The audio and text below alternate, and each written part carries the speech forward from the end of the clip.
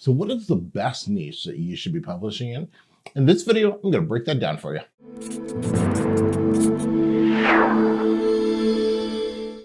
What is going on, everybody? I'm Emeka, and if you want self-publishing simple, click subscribe, turn bell notifications on, and let me help simplify it for you. So let's dive into it. What is the best niche for you to be publishing in? I was actually having a conversation with a good buddy of mine who's very, very successful self-publisher. He's actually sold his self-publishing business and started a new one, and he's doing phenomenal things with it. And we were talking about what's really the best niche to be publishing in. And it really comes down to one thing, and it's what is the best niche for you to be publishing in? You, as you watching the video. Because the niche that would be best for me to be publishing in would not necessarily be the niche that's best for you to be publishing in. Because I have different interests than you. And your interests, passions, excitement, whatever you want to call it, should dictate the niche that you want to publish in. See, publishing, self-publishing in today's market, in 2021 on Amazon, is not the same as it was back in 2015. You want to publish in something that you can really stand behind. That's something you can build a business around, something you have some invested interest in. Because when you do, you're going to find greater success. See, if you're an avid gardener, or if you have somewhat of an interest in gardening, you should look into gardening as your niche to publish in, because you already have an interest in it. So you're going to be more into the research, into understanding the customer, into the type of books that you're going to be getting written and created, into the marketing. You're going to have a different level of care than somebody else who doesn't.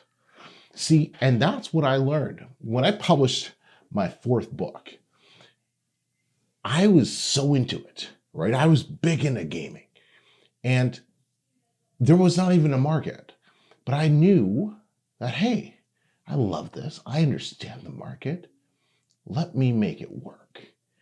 And I did. It wasn't through Amazon ads or this or that. It was through brute force.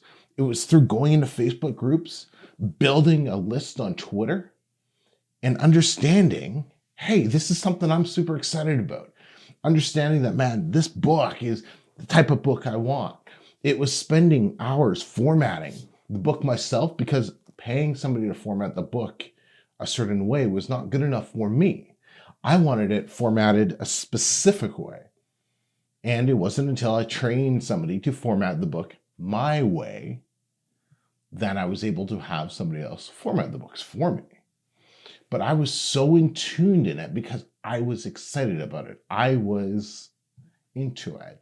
And that's the difference. Lots of copycats, they came into the niche to try to figure it out. How's he getting success? But they never got it because they were never gamers. They didn't have the same passion and drive I did, right? If you looked at their books compared to my books, and I'm not just saying this because I'm a little biased, but my God, they were garbage because they didn't care. They weren't in tuned with the niche.